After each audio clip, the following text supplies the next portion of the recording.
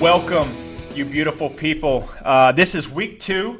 The true start, I guess, start being all college teams are playing. The true start of college football 2020 live is upon us. Please welcome my beautiful guest, Trevor Knight.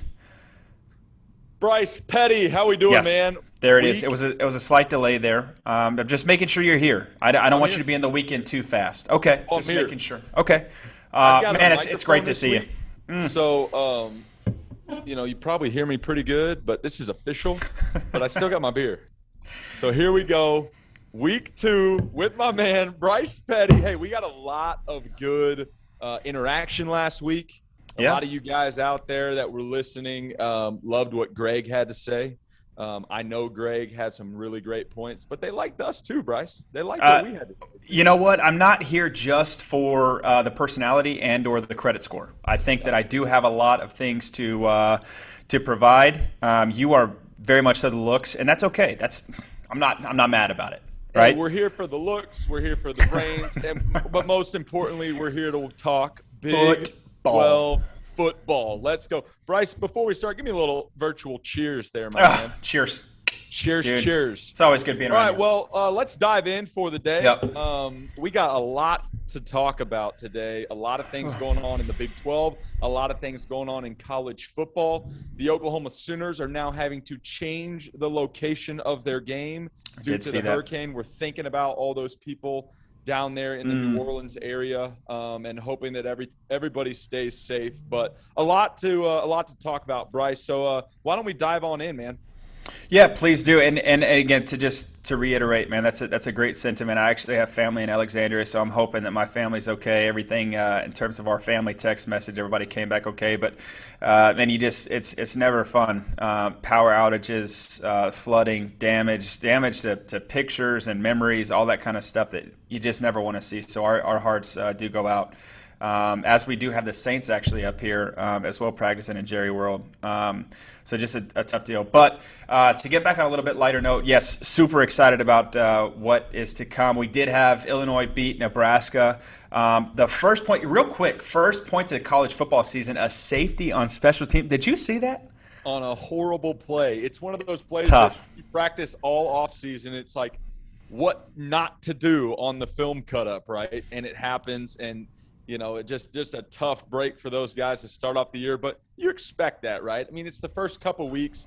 That's why, and we'll get to it later, you've got schools that are scheduling non-conference games, TCU. Oh, please hold on. We don't even know how to pronounce TCU. And so we'll get to that. But it's the preseason. But with that being said, I am excited for this season because we've got some really, really highly touted games to start off the year. So let me ask you this, Bryce, as we kind of kick off today. Is there a game out there, specifically a top 25 game, a big-time game, that you're looking forward to in week 1? Oh, man. It's hard not to go, Georgia-Clemson. That's going to be a heck of a game to kickstart. A lot of people, again, is Clemson going to make it? It's not the Trevor Lawrence show anymore, and that's totally okay. This dude, DJ Uiagalelei, I think if I said that right, I did have to look up your name, so I apologize, Mr. Dr. Pepper, a.k.a. the cat from Clemson, as my good friend Christian Hackenberg said. Man, I think everybody's going to know your name by the end of the season. I really do. But also excited about these Georgia Bulldogs, too. I think they got a really good team coming in. We get to see JT Daniels in a full offseason and full spring, full fall with Kirby Smart in that system. I think he's going to play really well. So that's definitely a game that I want to look at. Also, if we can, to you guys that caught the After Dark show, my dark horse, De'Aaron King, take on and his Miami Hurricanes take on the Alabama Crimson Tide this weekend as well. It's going to be a show out. I think if they play well and he is the best player on the field, I think it could be interesting. They're taking on a whole new look as well. This kid Bryce Young, again, highly touted games like you were mentioning, but a lot of new faces. What about yourself, Trevor? Yeah, that's the game I'm looking at. The one I've circled on my calendar for quite some time now. Alabama, for whatever reason, they're the number 1 team in the country as voted on by everybody. Yet this is the year that everybody's talking about they may slip up. Everybody's talking about Georgia A&M in the SEC title game. They get to prove themselves early and often. I know Coach Saban down there is licking his chops to get out there on the field. But like you said, Miami has got a really, really good football team. Rhett Lashley, my guy down there at Miami. God, can he play? Man, I'm telling you, that guy can call plays. My gosh. So that one's in Atlanta. That's one of those fun kickoff games. That's the game I've circled on my calendar for a long, long time. But that's kind of the national wrap-up of everything. That's what we're looking forward to. But, man, I'm ready to grab a glass of whiskey or a beer and sit on the couch and watch some college football, man. Why not both? Let's have just one of those helmets that we get one whiskey and one beer and just have fun. Let's get wild. I'm thinking more like the Camelback, put it on my back and just have the little straw that comes to my mouth. Minimal movement that day. My Apple Watch is going to tell me, 13 calories burned all day long because I'm just going to be watching football. I love it, as you should, and as our viewers hopefully hear. Okay, this is a Big 12 show, so with the Big 12 show, we've covered kind of the national scene. I think you guys are excited of the early anticipated games here, but let's give you a rundown of who we got going on. So we got Stanford at K-State. That one's going to be interesting. We got Oklahoma at Tulane, like you already mentioned, Trevor. That one's going to have a little move there. West Virginia at Maryland, Louisiana Lafayette at Texas. That's the game of the week right now in the Big 12. It's going to be super exciting to see that one. Northern Iowa at Iowa State, Texas Tech at Houston. That's going to be another good one. Old Dana Holgorsen, he's always good. Missouri State at Oklahoma State, Baylor at Texas State, and my favorite, best for last here. TCU is hosting Duquesne. I think it's how you say that. Had to look it up as well. It's Duquesne. Duquesne University of the Atlantic 10. I mean, come on, guys. We get that we've got to have a tune-up game. It's like the longest yard. They're talking about playing Appalachian State, so we can kick the living shit out of them. To start off there's our movie quote for the day. Love it. Start Thank off you. The year, but Duquesne coming to Amon G. Carter when they've got a little something to prove down there in Fort Worth. Man, I tell you what. This isn't going to give them much street cred, is it, Bryce? I feel like I could be watching Vince Vaughn and Owen Wilson have Red 7 hot route from Duquesne. I don't know where they're from. I think that's probably French for the Little Giants. I have no idea who schedules that game. I have no idea how much Duquesne is getting from TCU. Hopefully it's a crap ton of money. Hopefully it's not. Can't understand that one at all. So I did a little bit of research, not a lot, because I love it. Are we coming out with some fun facts? I love it. But the last Duquesne draft pick was in 1951. A guy named by the name of Charlie Rapp, and he played the B position. I had to look what that was. B for us was it could be a receiver or whatever, right? But B back in the day was a back. That's what it stood for. What a back meant, I don't know. What were they running the wishbone? We don't know. And it was in the 14th round. We don't even have 14 rounds nowadays.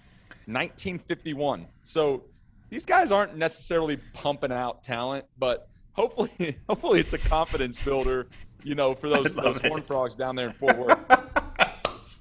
I love it. Hopefully our guy Gary Patterson doesn't sweat too much on that one. All right. Look, we've got some interesting games going on in the Big 12 to kind of get back into the swing of things here. This is what I love about college football. Coach B always said it. There are no tune-up games. Even Bryce. Nobody. Oh, that's Coach Bryles. Sorry, that's Coach Bryles. It's a personal relationship there. So. No one has a tune-up game in college football, which is really interesting. NFL's got their preseason. High school, you'll play a couple scrimmages. You really don't know what you have. You've got spring football. You got fall camp, a couple scrimmages. Really just in terms of that outline of that schedule, who is somebody that you're kind of excited to see outside of the Louisiana Lafayette and Texas game? Who are somebody you're pretty excited to watch in terms of a team? Yeah, it's interesting because when I was looking through this list for week 1 and I see that a Big 12 school is getting to play Stanford, my eyes perked up. Stanford Cardinal, that's a tradition-rich school, obviously on the academic side, but you got the Christian McCaffreys, the Andrew Lucks of the world that have gone through there. To not see a number in front of them in the top 25 starting out a year That's interesting to me. They're playing in AT&T Stadium, which is a great venue. Kansas State, typical gritty. They'll probably win a few more games than they're supposed to, just like home of Bill Snyder. Yeah. So if I'm, I just burped up my beer, which is always a good start. Big 12 football. Sorry. Yeah, that's right. But that's the game I'm looking at that I think is going to be fun. Will it be appetizing? Maybe, maybe not. But see the Cardinal come into Big 12 country. I think that's going to be a fun one to watch. What about you? I think it's good too. And hey, they're 2.5 favorite. So it should be, at least Vegas has it as a pretty close game. Mine is actually Texas Tech at Houston. You got Dana Holgorsen, like I said, who was Mr. Mountaineer for a little bit. Very good pedigree in football. Went out of Houston kind of in a weird way, if everybody remembers that. And then, Texas Tech has got this transfer from Oregon. Tyler Show. I think it's Show. Yep, Show. Right. There's an H in there, and I think it's a hard H. But I'm pretty excited to see what he's got going on. Matt Wells. Is it year two? So pretty excited to see what that has kind of has in store for us. So with all that being said, though, there is actually, before we go to the game of the week, I really want to do game of the week, right? There is a clear game of the week. But real quick before we go, because I think this should be fun for our listeners. Maybe I'm totally wrong. Normally not, but it's okay. So we've got some QBs that are entering the season. New faces, fresh out of a competition battle. Let's give a little bit of insight as to kind of what they're going through. Trevor, you've been through it. I've been through it. We've always been through, as year in and year out, you get the new faces. So we've got, just let me, quick list here. We've got Texas, who just named Hudson Card. We've got Baylor, who just named Jerry Bohannon. Been there for a little bit. Kansas, I haven't found a clear winner. I could be totally wrong, but we have Miles Kendrick and Jalen Daniels in there, and then Texas Tech, like I just said, with Tyler Show. So, give a little personal insight. What is that like to have a quarterback competition? Did Lincoln Riley come in, or Bob come in and tell you, hey, you're the guy? What was the deal there?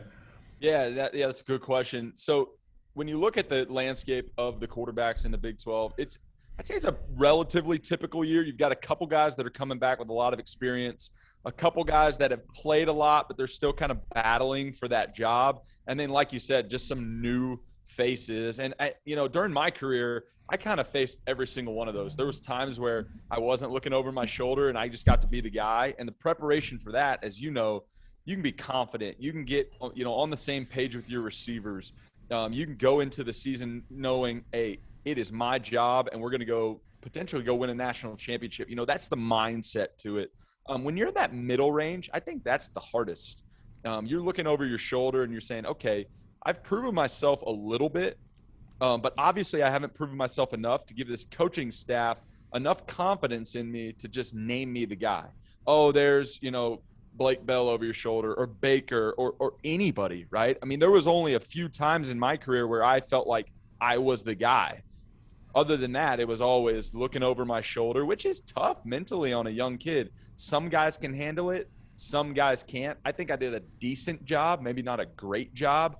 But then, these new guys coming in, Hudson Card being the one that sticks out to me because he's got to play a really good Louisiana team coming to town really quickly.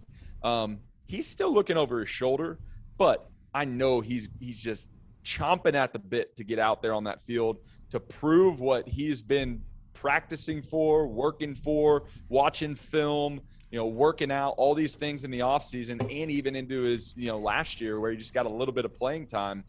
He's chomping at the bit to get out there. So it's an exciting feeling, a really exciting feeling. Bryce, tell us the story of, you went through every type of shirt there is, the red shirt, the gray shirt, the blue shirt, whatever the shirts are. Correct. When you finally got the word from Art Briles that you were going to be the guy, first of all, tell us that story. Was it, him call you in? Did he text you? What was it? And then what was your kind of immediate feeling going into that first start down there at Baylor? Yeah, you know what? Super interesting. So I was about 27 at the time. When I found out that I was going to be the guy, and it was great. It was a beautiful thing. Coach Briles had balloons, we had cake. He brought Griff back. Blow up, bouncy house. And yeah, Grant Taft was there. Grant Taft was there. It was a big, it was a historical moment. None of that happened. Period. What was expected was, hey, it's yours to lose, so don't F it up. Yeah. So the idea of kind of the parade was not there. It was, hey, go to work, because we all are. You're being one position out of 11,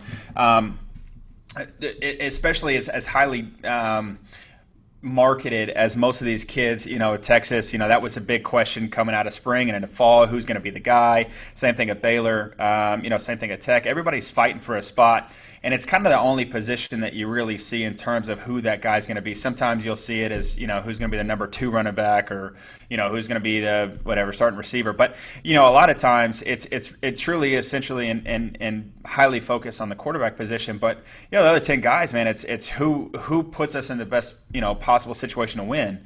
And Bryles really approached it that way. I learned a lot. My story is pretty interesting in the sense I think it was like 1,400 days and some odd days, whatever, from my last, start in high school to my first start in college. I made a big deal about it. I learned a lot. My going into my redshirt sophomore year, when it wasn't really a quarterback competition between, Nick Florence and I. I thought it was kind of always his to lose as well. And Nick Florence did a lot for us, when Griff went down. But, what came about that competition when I did not get the nod was, okay, if I'm not going to be the guy, how can I be the best number 2 guy? What can I learn? I can sit here and sulk all I want. I can get in the transfer portal. I can do all that stuff, which, look, everybody's situation is different. I'm not saying anything about that. But just for me, it was, hey, I'm going to push through this and see what happens. And really coming out of that, man, I had a hunger, and I had kind of a realization that, hey, it was worth the wait. Trevor, you and I both know, being men of faith, like, when you stick something out and you give it to the good Lord above and say, hey, man, this is your deal, I'm just going to run with it. It's an exciting feeling when you do get that first start. So my first start was against Wofford. I couldn't tell you anything about it, man. It was like, I blacked out. I was just having fun.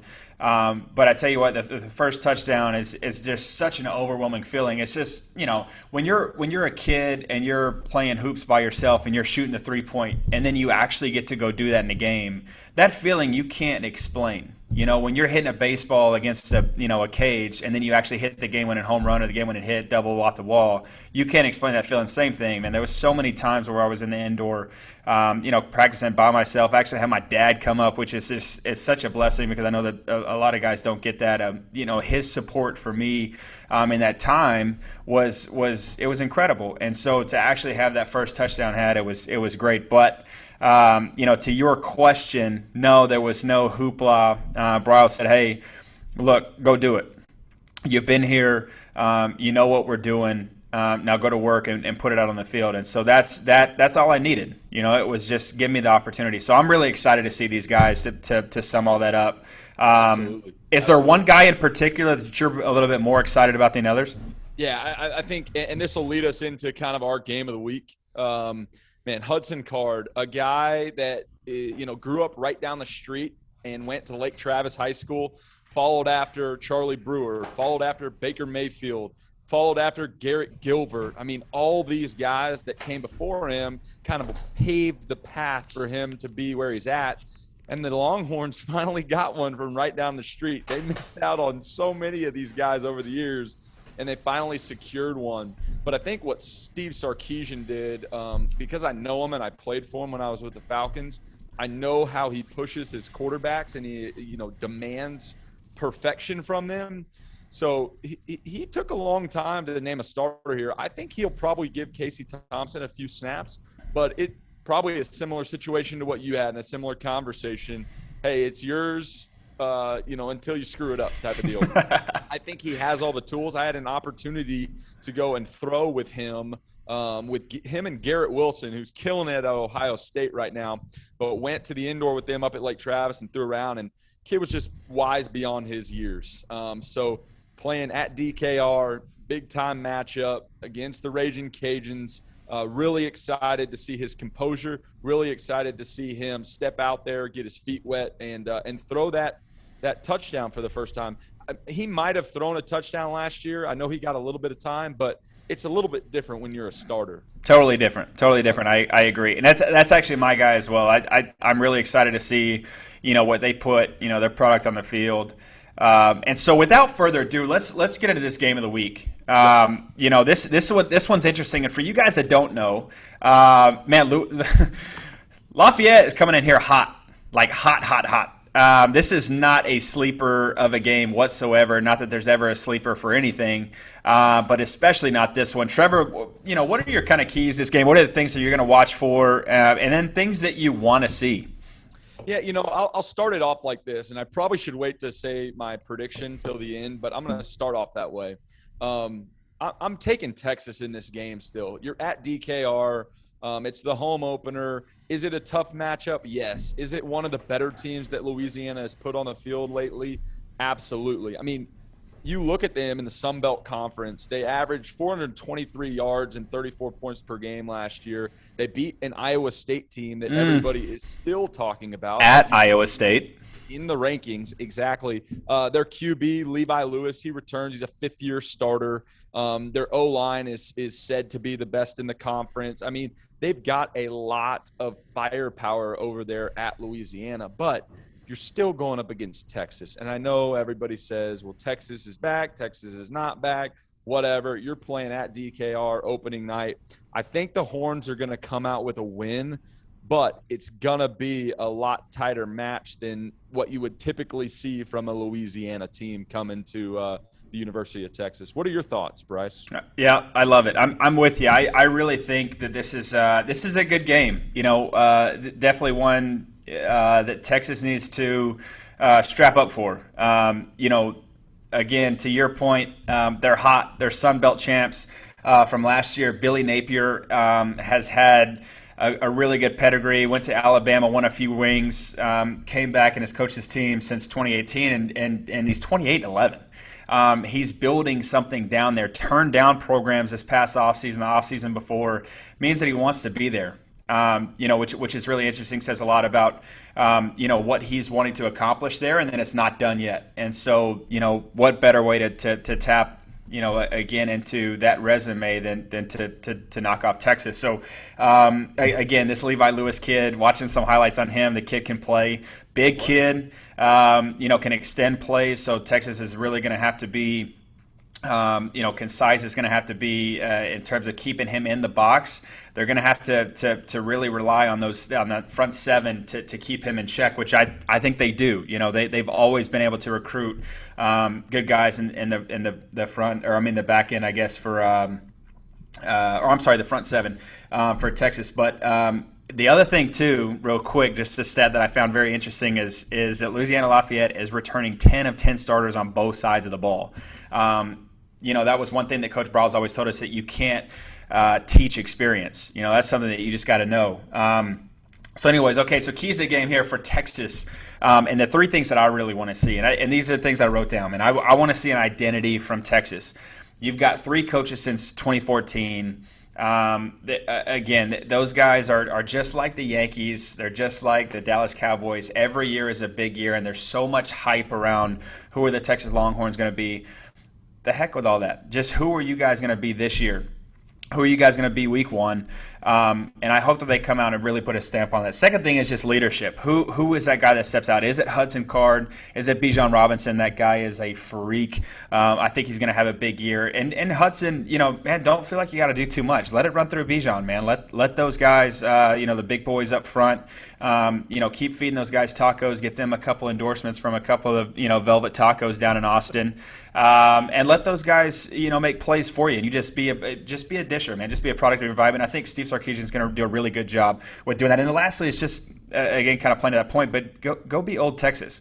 Old Texas was a group that came in, and every kid in high school, if Texas came in the door, it was oh man, I can't wait, right? They slap an offer on your desk, you're taking it. Not anymore.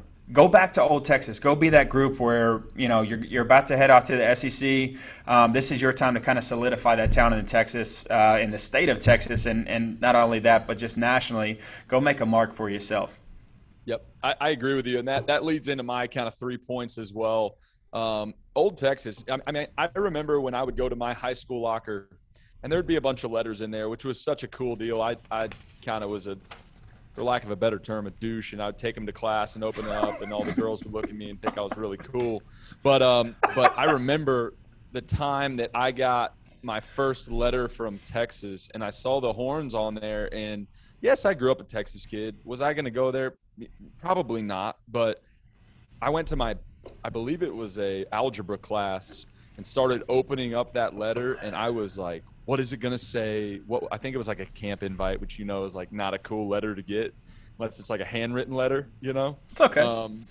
But it was still just so cool. So my 3 points and kind of the keys to the game, I'm going to call out the Texas fans. I was listening to Pardon My Take, and they had Kirk Herbstreit on, and he was describing Austin as just different. And I don't know if it's the people that go to the University of Texas now or not, but there's just not that moxie from a fanship standpoint that there used to be. And I get it. You're not going to the national championship every year like when Colt McCoy was there and so on and so forth. But you're still the University of Texas. You go to State College up at Penn State, and they're rocking out no matter what the record is. You go to College Station, they're rocking it out no matter if you have Johnny Football or not. We need that type of fanship back in the Big 12 this year, back down in Austin, so that when you go there, it's a top 10 place to play in the country. So I'm calling out the fans down there in Austin. Secondly, I'm calling out the coaching staff. Key to the game, obviously, new coaching staff. Steve Sarkisian coming from the SEC, a lot of success there under Nick Saban. What's his demeanor going to be like? Has he got those guys ready to play? Does he got them fired up? And are they going to go out there and, maybe have a little rust at the beginning, it's, some of those nerves, but then really get it going and see a different product than we've seen in the past. And, Sam Ehlinger was the guy that was kind of the glue that held everything together. Are we going to have a quarterback? That's my 3rd point. You got a new, fresh starter in Hudson Card going up against a veteran there at Louisiana. And so who's going to come out on top and be able to lead their team to victory? So that kind of leads us into the betting odds. And, Bryce, I'm really, really curious to hear who your prediction is from the Bet Rivers line this week. But before we do, let me tell you guys a little bit about our partner in Bet Rivers. And we're so thankful for them. We got a sponsor, Bryce. People like us, man. Or we lucked out, one of the two. I know. They couldn't find anybody else. So Bet Rivers' online sportsbook, guys, right now they're offering a $250 match play bonus, and they just require you to play once to be able to tap into that. When you win at Bet Rivers, they pay fast, and now more than ever, they pay with Rush Pay, which gets you your money really, really quickly, and it gets it to you in cash money, Bryce. And so I just encourage all you guys to go to betrivers.com today. Download the Bet Rivers app on iOS or Android. Of course, you must be 21 years or older. And if you got a gambling problem, Bryce, we got to say it, 1-800-GAMBLER. But Bet Rivers. So let's look at a couple of these lines, and we'll stick here with the Louisiana-Texas game. But Bet Rivers has the line at Texas minus 7.5. Bryce, are you taking the Horns or are you taking the Raging Cajuns? Man, to be totally, no, I like the Horns, man. I think that they're going to come out with a spark. Again, it's height. I think Steve Sarkisian is going to get these guys ready, and I think he's going to come with a certain kind of tenacity. And I was actually looking at an interview that he's kind of playing in between, Pete Carroll and Nick Saban, and what he learned from Nick Saban, being that disciplined, know your role kind of coach. And I think that there's a certain he's a guy that can play both. He can play the rah-rah like Pete Carroll, and he can also get discipline. And I think discipline is exactly what the guys need down, the boys need down in Austin. I'm gonna take the Longhorns there. I like the 7.5. What you got, buddy? I like it. So I'm gonna go with the kind of a little different bet. They've got the over/under at 57.5 points, right?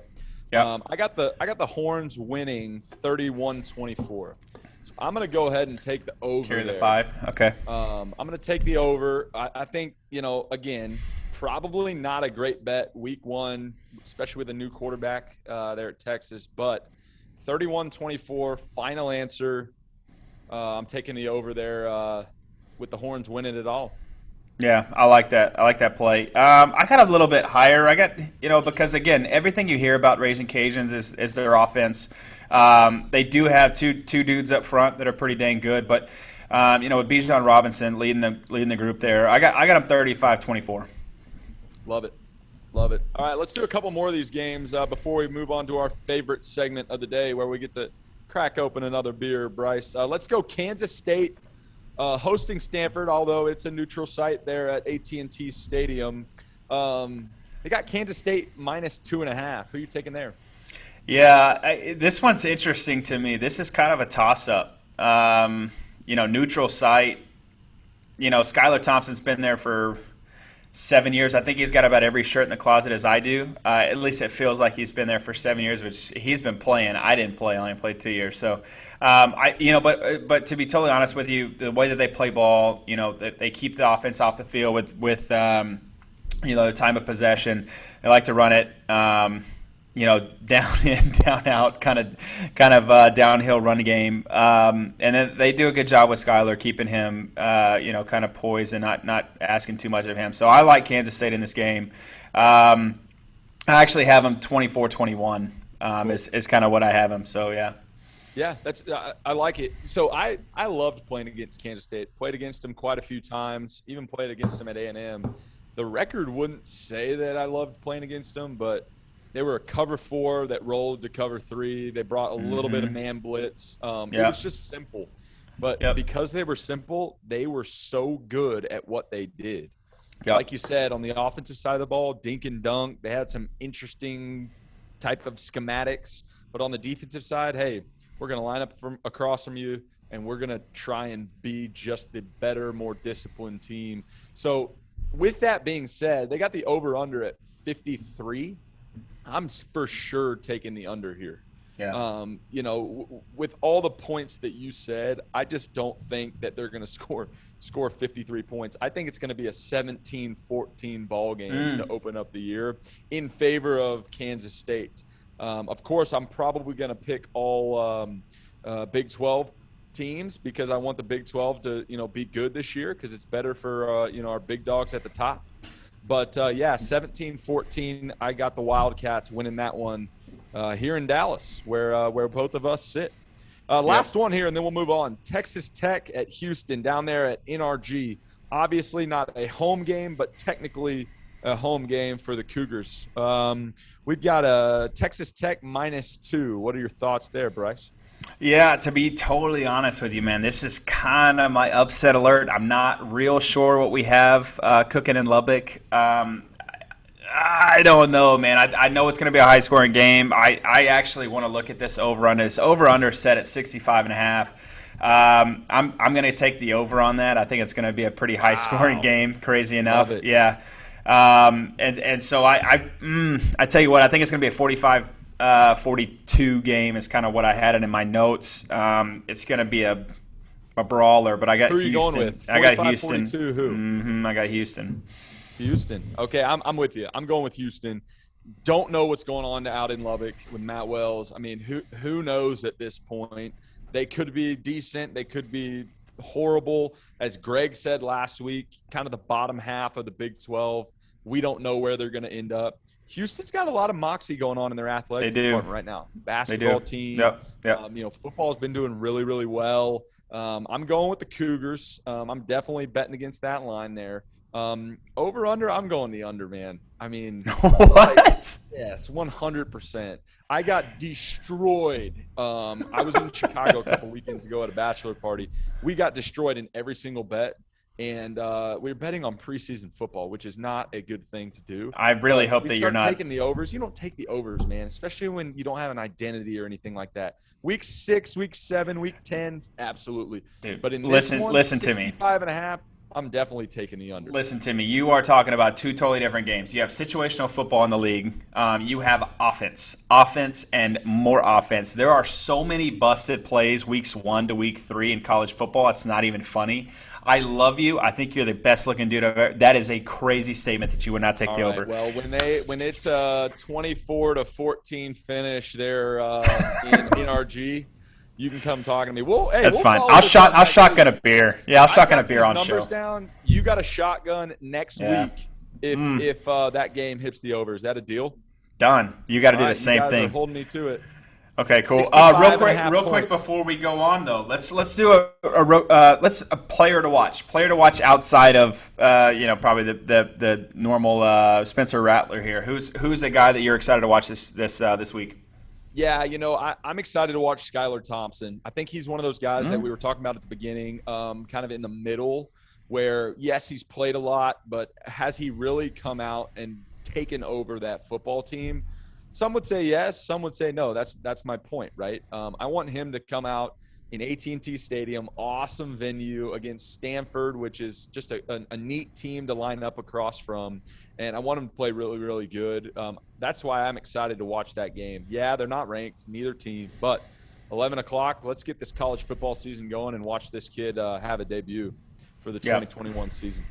Yep, love it. I'm actually going to go with the guy that we mentioned before in Tyler's show. I don't know anything about Oregon. Don't really watch much of them. I think they're actually going to be pretty good, this year. But look, transfer in, come to Lubbock, Windy City. I guess number 2 outside of Chicago. But just to kind of see how he leads the troops there. Obviously, Matt Wells and those guys kind of picked that competition early. It was kind of his to lose, I think. And again, we both picked Houston to win. So I think that there's a lot of kind of weight on his shoulders to lead that team. So I have a team to watch.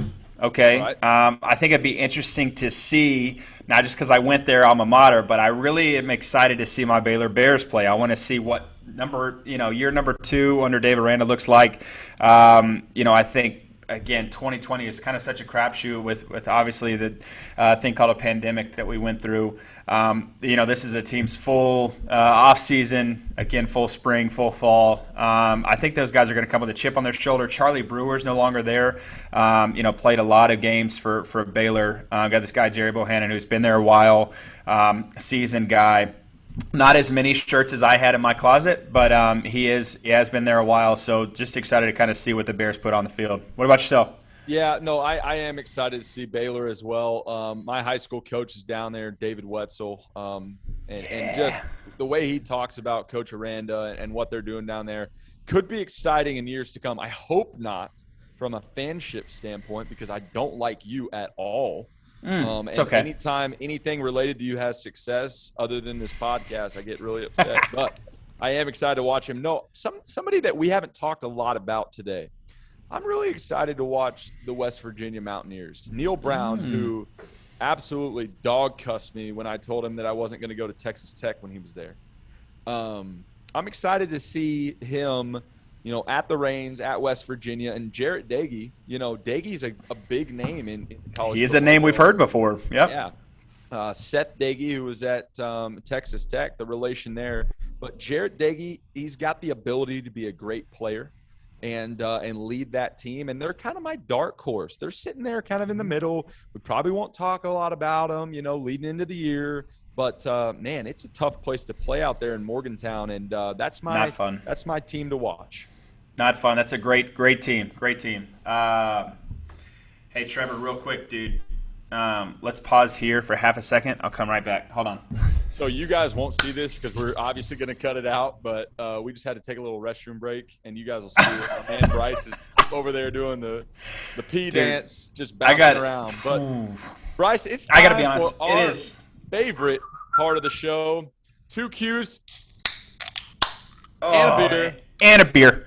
Today we're featuring a little Michelob Ultra lime and prickly pear cactus. Great for the lake, great on the golf course, and is that a little Miller latte over there, Bryce? It's a Miller latte. I'm a latte guy. Yes, sir. I love it. I can't wait for pumpkin spice to come back out. Really excited about that. 2 Qs and a beer. Get us right into it. Play one, watch one. Bryce, what do we got this week, man?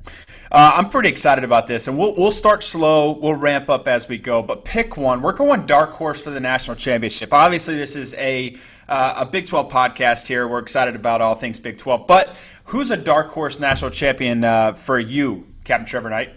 So this is a dark horse. Actually, it's not even just a dark horse. It's like a black horse. Because this is so far out in left field that I don't think it's going to happen. Some people be like, it's not too far off. But my dark horse national champion is the North Carolina Tar Heels, baby. And here's why. Terrible pick. Not a terrible pick. You've got Mac Brown out there. He's subtly done a phenomenal job. It's like the Mac Brown of the Texas era, right? You've got Sam Howell coming back at quarterback, who's going to be one of the top picks in next year's draft. Or maybe the following year. But they've got some firepower out there in North Carolina. And, I'm excited to see what Matt can do. He's getting a little bit older. He is the CEO of that program. But, man, they got some firepower, like I said, and it's going to be a lot of fun to watch. So who do you got, Bryce? Oh, I can't wait for this. Again, hope you guys don't mind it. The After Dark show, if you haven't heard about it, you need to check it out. But on the After Dark show, we had a segment on the Dark Horse National Champions. I can't wait for Twitter to blow my feet up because if you have a dark horse, I have a dark horse that's in the stable, most likely hay on top. But the thing is, they're in the stable. Okay, hear me out. I have the Cincinnati Bearcats as my pick to watch. Hear me out. Luke Fickell has something brewing up there in Cincinnati. It's exactly what I said on the After Dark show.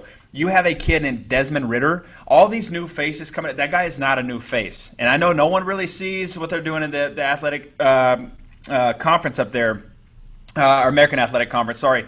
But the idea is that the culture and the offense and this defense are real.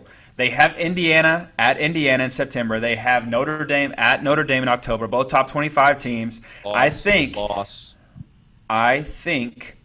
that they can get through those two cats, and I think that they're going to be a disruptor. And if they get to the playoffs, because one of these two teams or a couple teams on the fence here in the playoff system, trickle or trip up, rather, not really trickle. I don't know how you trickle anything, but if you can trip up, which it's happened before, I think these guys can kind of slide in, and then all it is just it's building a snowman on top of the mountain. It's just pushing that bad boy down the mountain. I'm excited about him. Luke Fickell and the Bearcats. That's who I got. Trickle was the right word, Bryce, because they're going to trickle their way down to about an 8-5 season and not even be in the conversation at the end of the year. But hey, do we have to have another bet? That's totally fine. So that's our pick one. How about playing one? Bryce, if you could, this is a personal question for you and I, and this will be fun, especially for the Baylor fans, the Oklahoma fans. Although a lot of Oklahoma fans probably tweeted this at me when I was playing because they thought I couldn't throw the ball. But if you could play one other position on the football field, what would it be, and why do you think that you would be successful playing that position? Oh, that's a great question, actually. So this is our play one, right? Play one. I tell you what, I would love to be a receiver. Here's why. When I played NCAA growing up, I picked a receiver every time, and I decked myself out. I'm talking visor, at least 7 bands, maybe a tat or 2. Dude, I don't know. I want a really big chest tat just because. And I think that you can only get a chest tat, maybe a calf tat as well, if you play receiver in a Big 12 program. And I think that it would just be fun to have that, maybe, again, calf bands, the ankle tape, the whole 9. I looked probably 50 pounds heavier with all the crap I had on, but that's what I want to play. You guys heard it here first. Bryce Petty wants a chest tat. Yes. If you enter your design for him or tell him what you will get, and it gets 150 retweets, he's got to get the chest tat. 150 retweets. Yikes. It needs more than that. Look, if Katy Perry shouts out on Twitter that she would like to see my chest tat, I'll do it. All right, deal. All right, we're going to make it happen. Folks, gather around, send out your tweets. Gather around. Get this man a chest tat. Okay, so I'll go now. Position that I'm playing. A lot of people said receiver. A lot of people said safety. But nobody understands how heavy of hands that I have.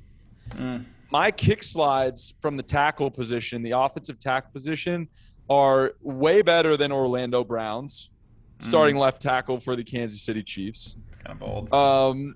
They're probably the best that I've ever seen. And I just flat out, when I get these paws on people, I punish people. I mean, I absolutely punish people. Okay. So I would be pretty swaggy. Orlando's pretty swaggy. I'm going to give him a shout out on Twitter for this because I really do think he's, one of the best ever. And by the way, Orlando, man, he had a really, really fun career to watch. He barely made it through workouts his freshman year, and now he's, just absolutely mauling people. Be a Hall of Famer.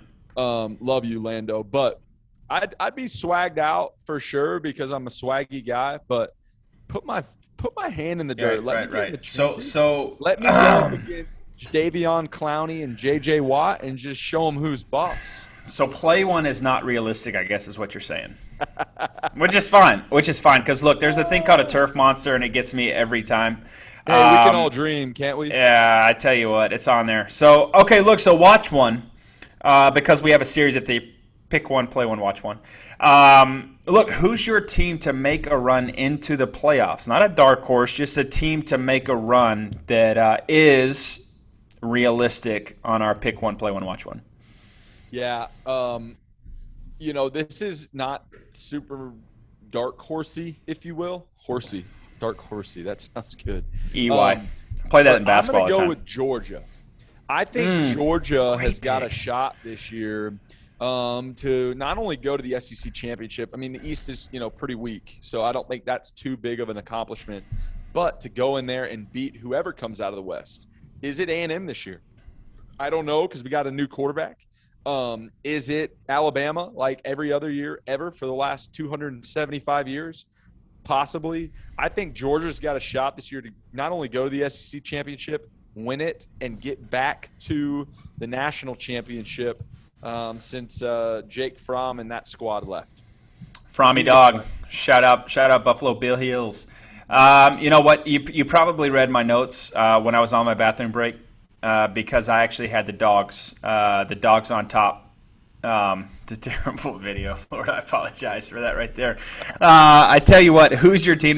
The Bulldogs can definitely make this happen. I think it's Kirby Smart's year, and look, it's in the SEC. It's every year. Who doesn't get beat by Nick Saban? And I think you're kind of on the hot seat until you can beat him.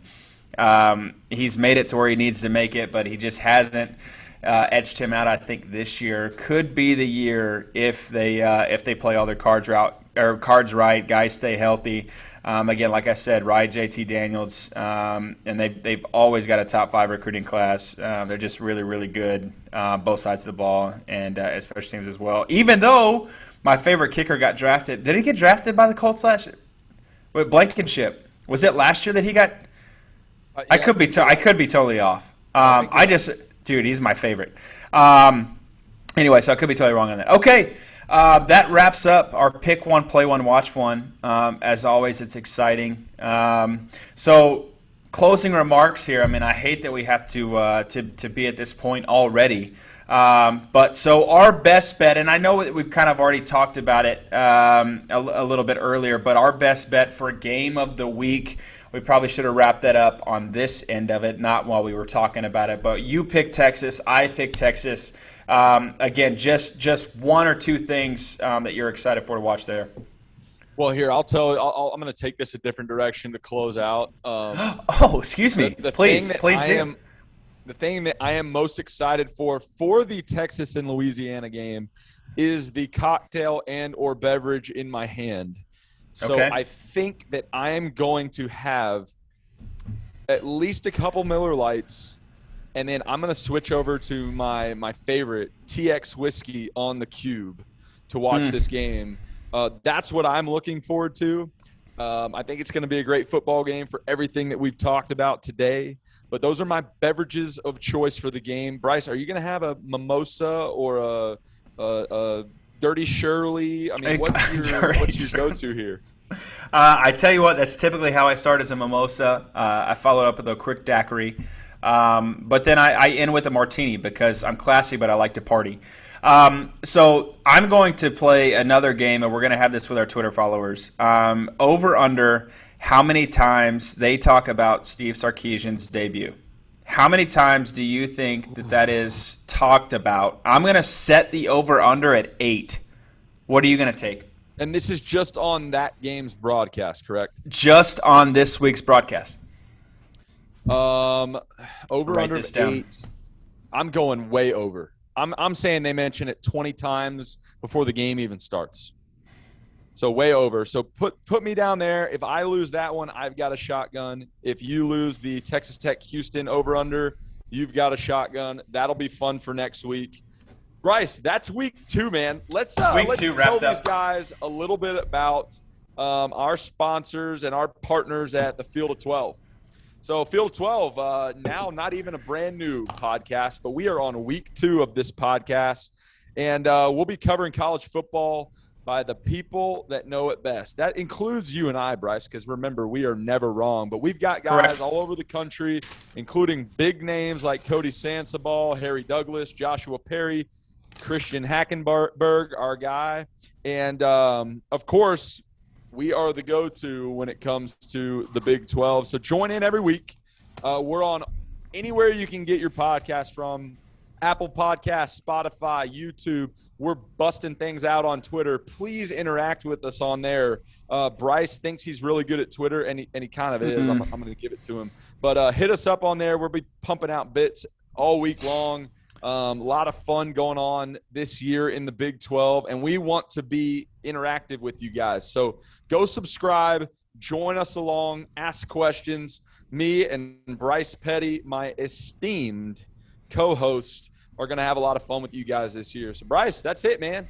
Number 2. That's a sign up. If we could, real quick, too, I would love to have another shout-out just real quick to TCU hosting Duquesne, just to bring that back. So if we could have any fun facts from our followers on this podcast, any fun facts on Duquesne, just I will anything. Shotgun an additional beer, although I'm not going to lose my one. And videotape it. If it is within 21 points, I will shotgun another beer. Can we do this real quick? What colors do you think Duquesne is? Oh gosh, brown and lime green. I think it has some kind of red and orange tint. All right, well, you're probably a lot closer to me, but I'm just thinking of some, like, when you watch like horrible football movies, they like try and make it like football, but these guys, like, when they throw, it's like it looks like a Tyrannosaurus Rex throwing. It's like, this is horrible. And they always wear like lime green jerseys or something crazy like that. That's what I picture when I picture Duquesne. So anyways, there we are. Episode number 2, the Trevor and Bryce Show, brought to you by Trevor and Bryce. Guys, enjoyed it. See you next week.